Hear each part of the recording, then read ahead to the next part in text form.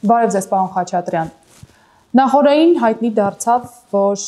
Ադրբեջանը հանել է իր տարածքով դեպի Հայաստան բեռնափոխադրումներ իրականացնելու արգելքը, եւ այդ մասին Ղազախստանում հայտարարել է Ադրբեջանի նախագահ Իլհամ Ալիևը։ Ադրբեջանի տարածքով Հայաստան տեղափոխվող առաջին բեռը լինելու է ղազախական հացահատիկը։ Ինչն է ուշագրավ, որ Ալիևը այս համատեքստում ազդարարել է, որ կարծում եմ սա եւս լավ ապացույցն է նրա, որ Հայաստանի եւ Ադրբեջանի միջև խաղաղություն է ոչ միայն թղթի վրա, այլ նաեւ գործնականում։ Պարոն Խաչատրյան, գիտեք, որ հայկական կողմը նույնպես ողջունել է Ալիևի այս հայտարարությունը ամենաբարձր մակարդակով, վարչապետի մակարդակով։ Դուք կիսում եք այն լավատեսությունը, որ այս գործընթացը մեկ քայլ առաջ է տանում խաղաղության գործընթացը եւ հնարավոր է, որ ականատեսադինենք մոտ ժամանակներս խաղաղության պայմանագրի ստորագրմանը։ Շնորհակալություն հարցի համար։ Իրականում ես տեղի ունեցածը եւ Ալիևի հայտարարությունը եւ հայտարարության հիման վրա այդ քայլը, որ Ադրբեջանի տարածքը տրամադրվում է Հայաստան ցորեն ներկրելու համար, գնահատում եմ պատմական իրադարձություն։ Ուղղակի վերջին ամիսներին պատմական մի քանի իրադարձություններ ունեցանք եւ սովորաբար նման դեպքերում մեկը մյուսից տվերում է, բայց ես տեղի ունեցածը պատմական դրական մեծ իրադարձություն եմ գնահատում եւ այո, փաստաթղթից անցել են նաեւ պրակտիկ քայլերի, թեև վերջնական ստորագրումը խաղաղության պայմանագրի դեռևս տեղի չի ունեցել, բայց շատ դրական քայլ է, որպեսզի նախքան պայմանագիրը ստորագրելը արդեն պրակտիկ քայլերով այդ խաղաղությանը միտված գործընթացները կյանքի կոչվեն, հատկապես ապաշրջափակումը։ Բոլորս գիտենք, որ Հայաստանը 35-34 տարի շրջափակման մեջ է եւ դրա համար այս իրադարձությունը պատմական չհամարելը անհնարին է ուղղակի եւ 35 տարի հետո Ադրբեջանը իր տարածքը տրամադրում է Հայաստան ցորենի ներմուծման համար եւ սա ես վստահ եմ, որ Ադրբեջանը անում է այն պատճառով, որպեսզի ամբողջ աշխարհին ցույց տա, որ խաղաղությանը միտված իր ցանկությունները իրական են եւ իհարկե այս ցանկությունների մեծ բաղադրիչը, կարևոր բաղադրիչը տնտեսական շահն է նաեւ եւ բոլորը գիտակցում են տարածաշրջանում, որ Հայաստանի սահմանների ապաշրջափակմամբ, ինչպես նաեւ այդ Թրամփի ուղու թրիպի կառուցմամբ բոլորը շատ մեծ տնտեսական շահ են ունենալու, ինչը նաեւ մեծ ազդեցություն է գործում խաղաղության հաստատմանը այս տարածաշրջանում։ Տնտեսական շահը եթե կա, խաղաղությունը ինքնին արդեն կարող ենք համարել, որ մեծամասամբ իրականություն է դառնալու։ Իսկ որքան մոտ ապագայում է հնարավոր ձեր դիտարկմամբ, որ կյանքի կոչի խաղաղության պայմանագիրը, այ ժամկետներ են չեն նշվում մինչև 2026 թվական կամ մինչև 2026 թվականի առաջին կես։ Տեսեք, իրադարձությունները բավականին արագ են զարգանում եւ մինչեւ օգոստոսի 8-ը դեռևս պայմանագրի նախաստորագրումը մենք եւս ժամկետների առումով հստակ ինչ-որ բան չենք կարող ասել եւ եթե ավելի անկեղծ լինեմ, մենք խաղաղության պայմանագրի նախաստորագրումը չենք էլ նախատեսում, որ կարող է օգոստոսի 8-ին տեղի ունենալ, այսինքն գարնանը մենք չենք կարող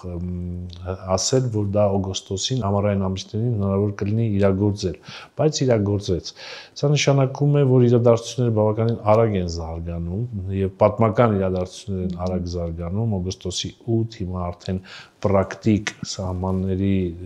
բացում կամ տարածքի տրամադրում Հայաստան ներկրվող ցորենի համար, ես կարծում եմ, որ 26 թվականին հաստատ կստորագրվի խաղաղության հիմնական պայմանագիրը եւ հասկանում եմ, որ մինչ այդ ստորագրելը մի շարք մեծ աշխատանքներ կան անելու եւ Ադրբեջանի եւ Հայաստանի կողմից սահմանների սահմանազատման ժամկետների, տեղանքների եւ այլի վերաբերյալ եւ իրականում աշխատանքային մեծ խումբ պետք է աշխատի եւ կարծում եմ հիմա էլ աշխատում են եւ դրանով է պայմանավորված ժամկետի երկարաձգում, բայց կարծում եմ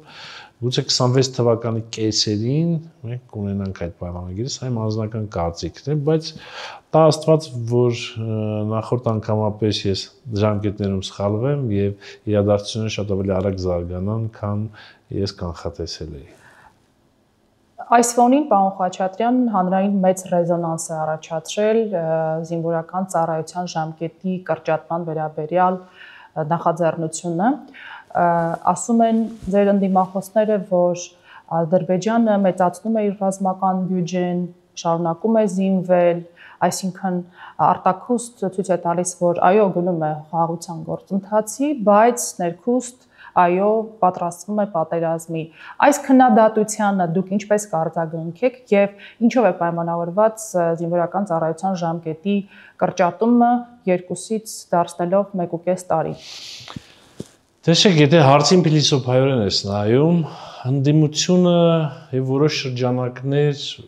հետեւյալ սկզբունքն են որդեգրել, ինչքան վատ, այնքան լավ իրենց համար։ Հիմա տեսեք,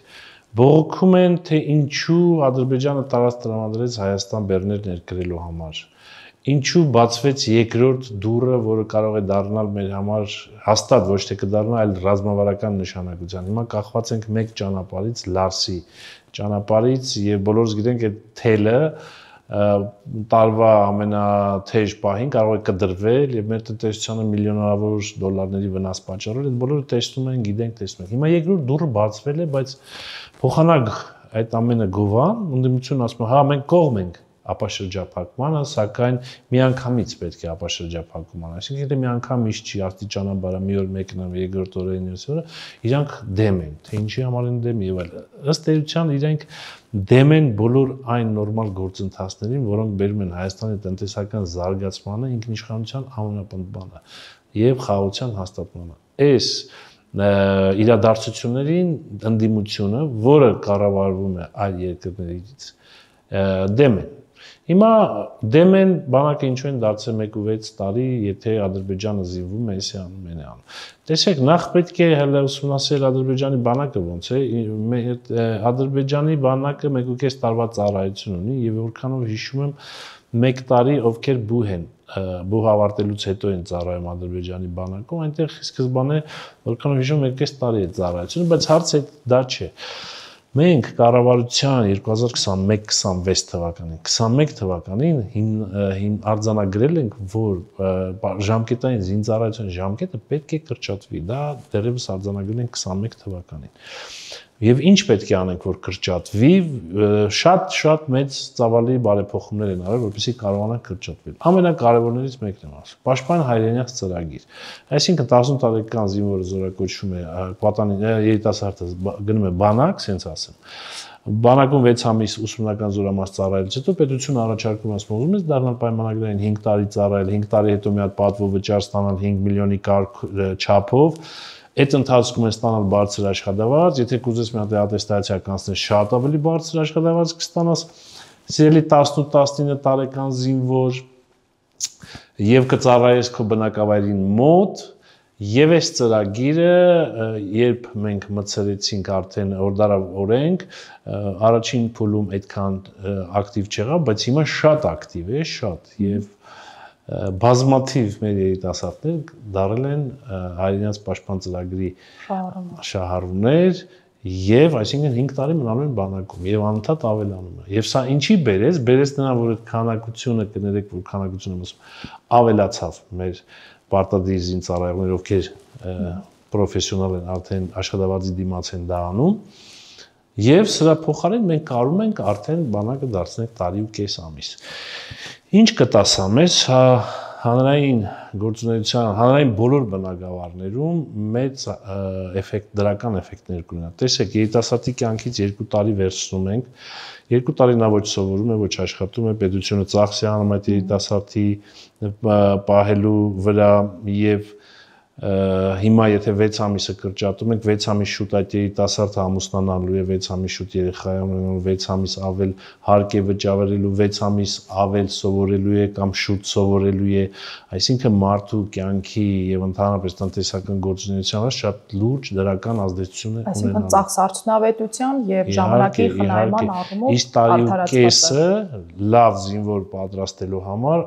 ավելի քան մեծ ժամկետ է բավականին եւ ամբողջությամբ հերիք է, որպեսզի մարդը տարի ու կես ծառայելուց, նույնիսկ տարին էլ հերիք է, որպեսզի շատ նորմալ զինվոր պատրաստել։ Այստեղ դա արդեն հետագայի հարց է, այս պահի դրությամբ փառք Աստծո մեր բարեփոխումները իրականացված տվել են այնպիսի դրական արդյունք, որ մենք կարողանում ենք բանակը դարձնել 1.5 տարի։ Եվ սա մեր պաշտպանողության վրա որևէ ազդեցություն բացասական չի ունենում, այլ ունենում է հակառակը դրական ազդեցություն։ Տարի-կես ծառայելուց հետո մեր զինվորները դառնում են, արդեն գրանցվում են պահեստազորում եւ Աստված մի արած է պատերազմի դեպքում միևնույն է, նրանք մասնակցելու են բոլոր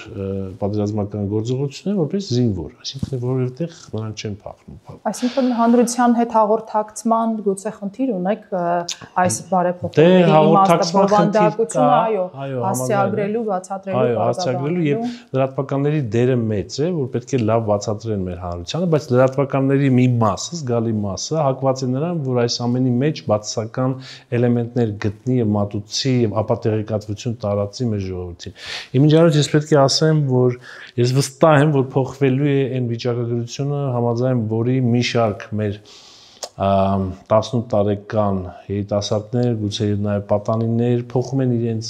քաղաքացիությունը ժամանակին, ծնողները ամեն ինչ անում են, որ Հայաստանի քաղաքացի չլինեն, հիվանդություններ են ինչ-որ մի կերպ մոգոնում, դասավորում, սարքում,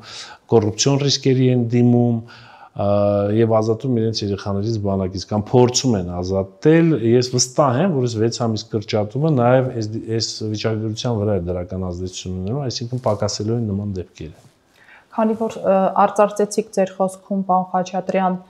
մեր երկրի տնտեսական զարգացման, պաշտպանունակության, անվտանգության վերաբերյալ ընդդիմության եւ իշխանության վերաբերմունքի տարբերության հարցը, ես խնդրում եմ այս համատեքստում ավելի բաց խոսեք, բարձրաբանեք, որն է իշխանության եւ ընդդիմության տարբերությունը մեր երկրի ռազմավարական զարգացման տեսլականի առումով։ Տեսեք, եթե շատ կարճ արտահայտեմ եւ բովանդակալից, ընդդիմության եւ իշխանության քաղաքացիական պայմանագրի միջև տարբերությունը այն է, որ մեր տերը Հայաստանի Հանրապետության ժողովուրդն է։ Մենք Հայաստանի Հանրապետության ժողովրդի ծառաներն ենք։ Ընդդիմության տերը Հայաստանի Հանրապետության ժողովուրդը չի։ Ընդդիմության տերը այլ երկրի կայսրն է կամ կայսրներն են։ Եվ նրանք այդ երկրի ծառաներն են, այդ կայսրի ծառաներն են եւ ոչ թե մեր հայ ժողովրդի։ Տարբերությունը այսա է։ Իսկ դուք այդ եզրահանգմանը ինչից հետո է, որ եկել եք, պարոն Խաչատրյան։ Մեր ամենօրյա կյանքը բարձ էր, թե մասնավորապես օգոստոսի 8-ի խաղաղության գործընթացի մեր երկրի տնտեսական զարգացման հեռանկարի ուրվագծումից հետո է, որ համոզվեցիք ընդդիմության Ցավոք սրտի գրեթե այդպիսի օր չկա, որ մենք դրանում չհամոզվենք։ Ցավոք սրտի եմ սա ասում եւ ոչինչ չի փոխվում, այլ այս տարբերությունը դառնում է շատ ավելի կոնտրաստային ու ավելի կատաղի եւ որևէ բան չի փոխվում այդ շրջանակներում նրանք տեսնում ենք որ դեմ են մեր ինքնիշխանությանը, տնտեսական զարգացմանը, ամեն ինչ անում են որ Հայաստանը լինի կախվածության մեջ ինչ որ երկրից կամ երկրներից եւ կրկնում եմ մեր գլխավոր տարբերությունը սա է մենք գուցե եւ ինչ որտեղ սխալվում ենք, սայթաքում ենք, հետո մեր սխալները ուղղում ենք, դժվարությամբ առաջ ենք գնում, բայց մենք այս ժողովրդի ծառաներն ենք։ Մեր տերը Հայաստանի Հանրապետության ժողովուրդն է։ Իսկ նրանց տերը կայսրն է կամ կայսրներն են եւ նրանք նրանց ծառաներն են։ Հետեւաբար նրանք չեն կարող գալ այստեղ եւ ինչ որ իշխանություն վերցնել եւ ժողովրդին ինչ որ բաներ խոստալ։ Նրանք այլ երկրի ծառաներ են, այնպես ինչպես թելադրեն, այնպես էլ անելու են։ Իսկ մեզ թելադրողները մի ուժ կա, դա Հայաստանի Հանրապետության ժողովուրդն է։ Պարոն Խաչատրյան, գիտեք, որ Հայաստանը միութենական կազմ քարշ տալու գաղափարախոսության ջատագովներից մեկը Գյումրիի քաղաքապետ Վարդան Ղուկասյանն է, նախորդին ձերբակալվեց, այնուհետև կանոնավորվեց։ Կաշառքի գործով է անցնում։ Խնդրում եմ ասեք, ձեզ ուղղված մեղադրանքներին ի պատասխան, ինչու եք կալանավորում ընդդիմադիր համայնքապետին, ինչու չեք հանդուրժում տեղական ինքնակառավարման մակարդակում ինքնուրույնություն, ինչու եք ուզում զավթել իշխանությունը բոլոր համայնքներում, այս մեղադրանքներն ի դեպ ձեզ հասցեագրում են ընդդիմադիրները։ Ձեր գործընկեր Հայաստան խմբակցությունն էլ իր տարածած հայտարարության մեջ ձեզ մեղադրում էր, այո, ընդդիմադիր համայնքապետերին չհանդուրժելու մեջ։ Նկատի առնենք, որ առաջիկայում վաղարշաբաթում սպասվում են տեղական ինքնակառավարման մարմինների ընտրություններ։ Պարոն Խաչատրյան, ըստ ձեզ Վարդան Ղուկասյանի կալանավորումը ինչ ուղերձ է վաղարշաբաթի ընդդիմադիր էլեկտորատին։ Ասեմ ձեզ հետևյալը, տեսեք, ես համաձայն չեմ այն մտքին, որ իշխանությունը չի հանդուրժում ոչ իշխանական տեղական ինքնակառավարման մարմինների ղեկավարներին, համայնքապետերին, նման բան չկա։ Եվ սա ունի շատ վառ ապացույց, շատ փաստական ապացույց։ Դա այն է, որ Հայաստան Հանրապետության 45 եւ ավելի տոկոս համայնքի ղեկավարները ընդդիմադիր հայացքներ ունեցող կամ ընդդիմադիր կուսակցության ներկայացուցիչներն են։ Եվ Հայաստան Հանրապետության կառավարությունը ամեն ջանք թափել է եւ չի խնայել ջանքեր, որպեսզի տեղական ինքնակառավարման մարմինների ընտրությունները անցնեն թափանցիկ, արդար եւ ազատ։ Նաեւ դրանով պաշտպանելով այն ընդդիմադիր տեխնացուների շահերը, ովքեր առաջադրվել են որպես համայնքի ղեկավարներ, եւ կառավարության այս ջանքերի արդյունքներով նրանք դարձել են քաղաքապետեր։ Շատ ոչ վաղ անցյալում մենք տեսնում ենք դա հարցը ոնց է լուծվում։ Ինչքան ուզում, այնքան տոկոս գրում էին, ով պետք է քաղաքապետ էր լինում, ով պետք է չէր լինում, ով պետք է падգամավոր լինում եւ այլն եւ այլն։ Եթե այդպիսի անհանդուրժողականություն լիներ եւ իշխանությունը ամեն գնով փորձեր չհանդուրժել, որպեսզի համայնքների ղեկավարները լինեն ընդդիմադիր, ընդհանրապես դա, այստեղ մենք չենք կարող արդեն ժողովրդավարությունից խոսելու, ժողովրդավարական արժեքներից խոսելը, մենք մեր սկզբունքներին խիստ կհակասեինք եւ հաստատ դա Հայաստան Հանրապետության ժողովուրդը մեզ չէր ների։ Այդ իսկ պատճառով պարզ թափանցիկ արդար ընտրություններ են, ով կարողանում է թող ընտրվի, ով այդ ռեսուրսը ունի, որևէ խնդիր չկա։ Վարդան Ղուկասյանի ընտրվելու հետ կապված, դե նա հավաքել է որքանով չեմ սխալվում 20% ձայն ընդամենը, եթե շատ կոպիտ ասենք, սա նշանակում է 80%-ը դեմ են Վարդան Ղուկասյանին։ Նա ստացել է ընդամենը 20, չէ՞։ Դա ինչ է նշանակում։ Նշանակում է 80%-ը իրեն դեմ է եղել։ Եվ առավելագույն ձայներ չի հավաքել եւ ԿՊ-ից գրեթե երկու անգամ պակաս ձայն է հավաքել, բայց քաղաքական իրադարձություններով պայմանավորված, ինչ առևտրով պայմանավորված դարձավ քաղաքապետ, մյուս ուժերը միացան եւ այլն եւ այլն։ Որևէ խնդիր չկա, որևէ անհանդուրժողականության դրսևորում չկա Հայաստան Հանրապետության կառավարության կամ իշխող ուժի կողմից։ Խնդիր չկա, դարձել է։ Բայց տեղ լրիվ ուրիշ դաշտի մասին ենք մենք խոսում։ Մենք խոսում ենք քրեական հանցագործության մասին։ Մարդը, եթե դառնում է քաղաքապետ ու կաշառք է վերցնում, բա ինչի մյուս քաղաքապետերը ընդդիմադիր կաշառքի թեմայով չկան կամ նման հələ որ տենց փաստեր ի հայտ չեն եկել, որ ինչ որ մի ընդդիմադիր քաղաքապետ, ուրեմն մարդիկ նման բան չեն անում, բայց հիմա այս մարդը գնացել եւ անցել է 6 ամիս ու որոշել է, որ հին ձևերով ինքը կաշառքը պետք է վերցնի, բաժանի, այսքանը եկեղեցուն, այնքանը չգիտեմ ում, այնքանը չգիտեմ ոնց, եւ մի բան մոռացել է Վարդան Ղուկասյանը, որ վերջին 3-4 տարվա մեջ Հայաստանի իրավապահ համակարգը, ընդհանրապես անվտանգային համակարգը շատ լուրջ վերելք է ապրել եւ շատ լուրջ մեխանիզմներ են ստեղծվել, որոնք ինստիտուցիոնալ այնպես են աշխատում, որ հաստատ իրենց ատամների տակ հայտնվում են այն հանցագործները, կլինի նախարար, կլինի падգամավոր, կլինի քաղաքապետ, չգիտեմ, համայնքի ղեկավար, կլինի հասարակ, չգիտեմ, գյուղացի կամ եւ այլն։ Այս մեխանիզմը շատ լավ աշխատում է, հատկապես կոռուպցիոն դրսևորումների դեպքում, հատկապես պաշտոնական հանցագործությունների դեպքում։ Վարդան Ղուկասյանը, Վարդանիկը մոռացել է եւ լավ չի գնահատել մեր իրավապահների ռեսուրսները, նրան թվացել է տենց նախկինի պես կարող է կաշառք վերցնել եւ ոչ մեկ այդ մասին չի իմանալ։ Իսկ ազդեցությունը այդ կալանավորման հանգամանքի շատ քաղաքական ազդեցությունը Ես պետք է ասեմ, որ լավ ազդեցություն ունի կալանավորումը շատ, որովհետև եթե հանցագործությունների նախականխման լավագույն մեթոդը դա բացահայտումն է հանցագործության։ Եթե հանցագործությունը բացահայտվում է, դուք իմացեք, որ հազարավոր նման տեսակի հանցագործություն այլևս տեղի չեն ունենալու։ Սա ընդհանրապես քրեագիտությունից եկած պարզ ճշմարտություն է եւ դրական եմ գնահատում, եթե մարդը կաշառք է վերցրել, բացահայտվել է դա, շատ լավ է, որ բացահայտվել է, հետեւաբար մենք վստահ կարող ենք ասել, որ մի քանի 100 կամ գուցե 1000 նման դեպքեր այլևս չեն լինի Եվ եթե լինեն, էլի կձերբակալվեն, կկալանավորվեն քրեական հետապնդումից։ Հարցս ավելի շատ քաղաքական ազդեցության մասին էր, պարոն Խաչատրյան, ինչպես դա կազդի ընդդիմադիր էլեկտորատի էլեկտորալ վարքի վրա, ասում են, թե կբերի կոնսոլիդացիայի այդ ձեզ դեմ եղող ընտրազանգվածը ընդդիմադիր ուժերը կկոնսոլիդացվեն եւ իրենց Շնորհակալ եմ, հարցի համար թող կոնսոլիդացվեն։ Եթե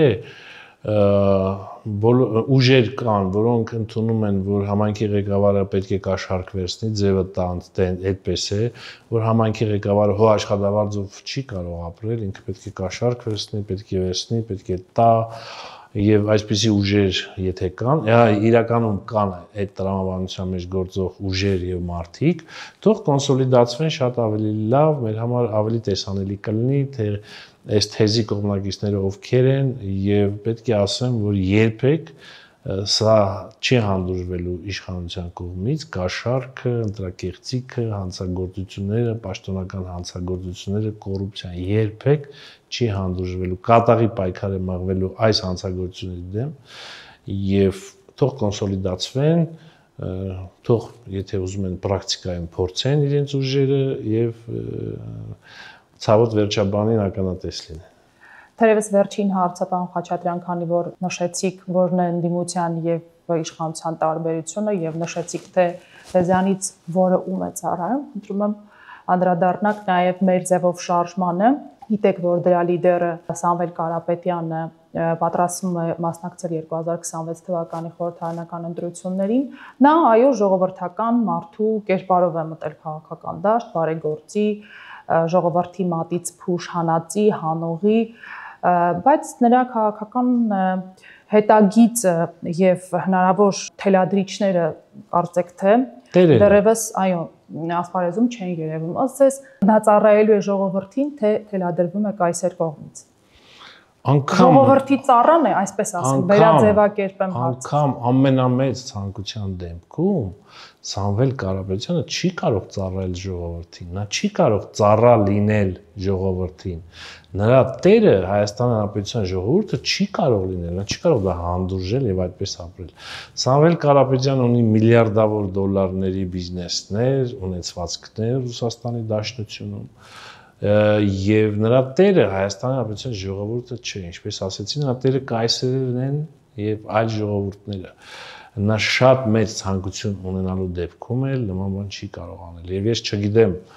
երբ որ Սամվել Կարապետյանը մտել է հայկական իրականության, քաղաքականության մեջ, այս մեր ձևով շարժումն է հիմնել, դա իրականում նրա ցանկությունն է եղել, թե ոչ։ Ես նույնիսկ հասկացում եմ, որ դա նրա ցանկությունը չի եղել, որպեսզի մտնի այս քաղաքական խժդժությունների մեջ, որպեսզի հայտարարություններ անի եւ այդ հայտարարությունները հանցագործություն որակվեն եւ այսօր ինքը գտնվի կալանքի մեջ։ Ես համոզմունք ունեմ, որ այդ տերերը օտարերկրյա ստիպել են կամ հանձնարարել են, որ դա պետք է անի եւ դա իր բիզնեսը պահպանելու նաեւ միջոց է եղել։ Նաեւ այսպիսի վարկածում եմ ես։ Շնորհակալություն հետաքրքիր զրույցի համար, պարոն Խաչատրյան։ Չմոռանաք հավանել տեսանյութը եւ բաժանորդագրվել Civic AM-ի YouTube-յան էջին։